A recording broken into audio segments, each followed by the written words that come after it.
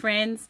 If you've ever had trouble cutting intricate dies and you're getting results like this, where it won't cut instead of like this, then stick around, because Washington is going to show you a trick that will make your frustrations a thing of the past.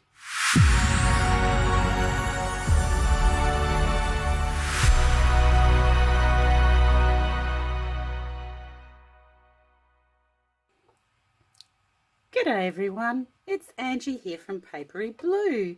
Welcome back to my channel. Today I'd like to introduce you to my new main man, Washington. Isn't he divine? I commissioned young Washington from a felt artist in the US called Lindsay Bowles. I'd seen her on Marami Small Art where she was sharing some of her work. She has her own website, Heartfelt Creations Facebook page that you can order and commission your own work from. But I decided to get her to make me a beautiful baby squirrel to remind me of the time when I was in the US. I saw squirrels for the very first time in Washington Park, so that's why I've called him Washington. Isn't he cute? And he's going to be my brand new champion in my craft room. Now, Piper's not too impressed about that. Piper, my pussycat, who's sitting on my chair and getting a bit grumpy, but that's all right. I'm sure she'll get over it. So, Washington, you're going to help me? Today we're going to have a tip video, okay? Let's see if we can get started. All right, so we're all organised. We have Washington here ready to supervise. Today's tip is about using intricate dies.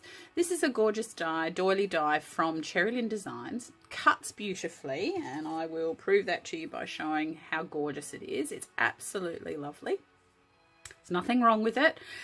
But I think you might find every now and again, all of us using dies like this, or very intricate dies, might end up with something a bit like this. I'm trying to get it into the light. Some of it is cut okay, and then some of it just isn't.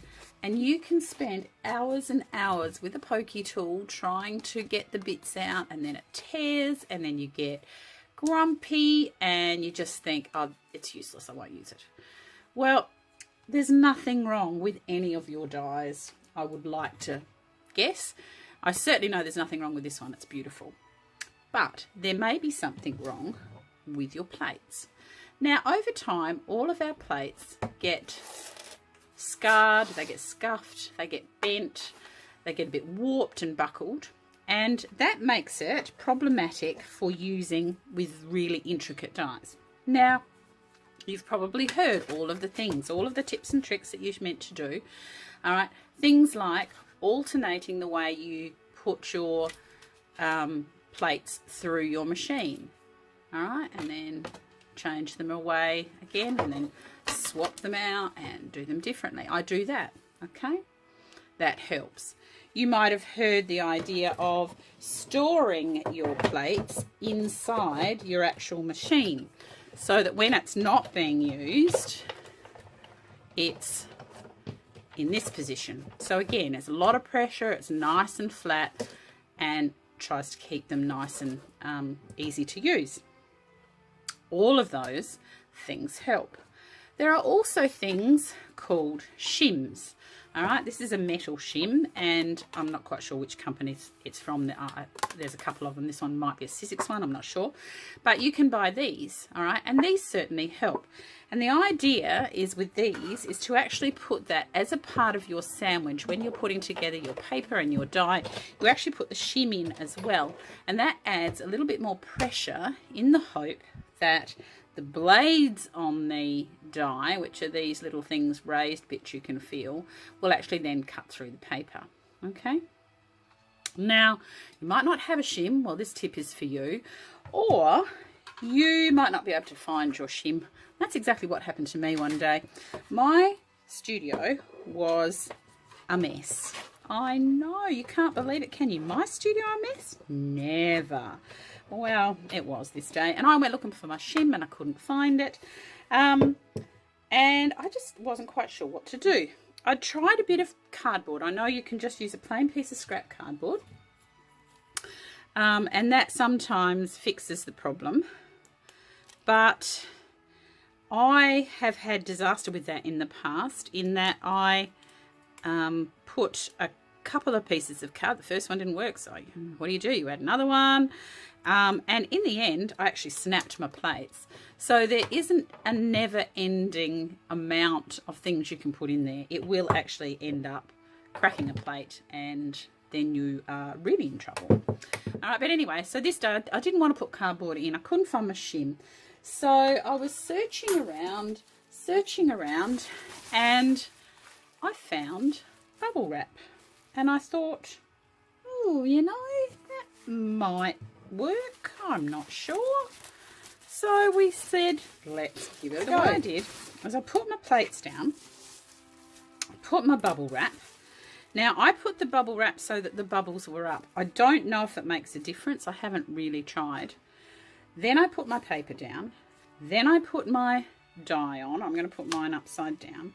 And then I put my second plate on. Okay, and then I wound it through, just like I normally would. Now, I'm just going to be quiet for a minute.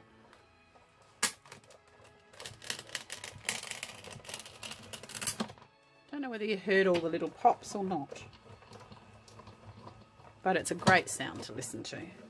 It's like Guy Fawkes night with all the firecrackers going off, just gently.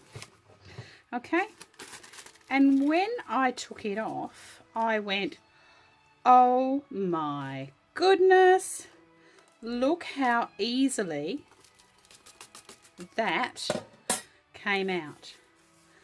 Now, just with my pokey tool, I don't even use the pokey tool, I just do this, which is what you're meant to be able to do. And it had cut so beautifully that I ended up with this magnificent doily with hardly any work at all. So simple. So if you've got bubble wrap at home, go looking for it and have a go. Now do it at your own risk. You know, I'll say that. It doesn't come with manufacturer's instructions saying that. But do you know what? I have not found a die, a intricate die that it won't work with now. It just fixes it every time. You can use your bubble wrap more than once sometimes, and sometimes I layer up a couple of like used ones to give it a lot more popping power.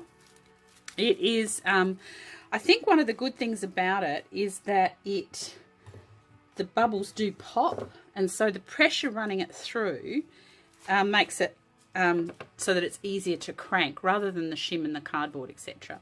It just seems to go through with no trouble whatsoever. So I don't know about you, Washington, but I think that's a really good trick, don't you? So if you liked this video, I'd love it if you would leave a comment and subscribe, like and share. I'm new on this channel and it would really help me out. So thanks for visiting today. Thanks for meeting Washington. Thanks for staying through to the end, and we will see you soon for another video. Bye for now.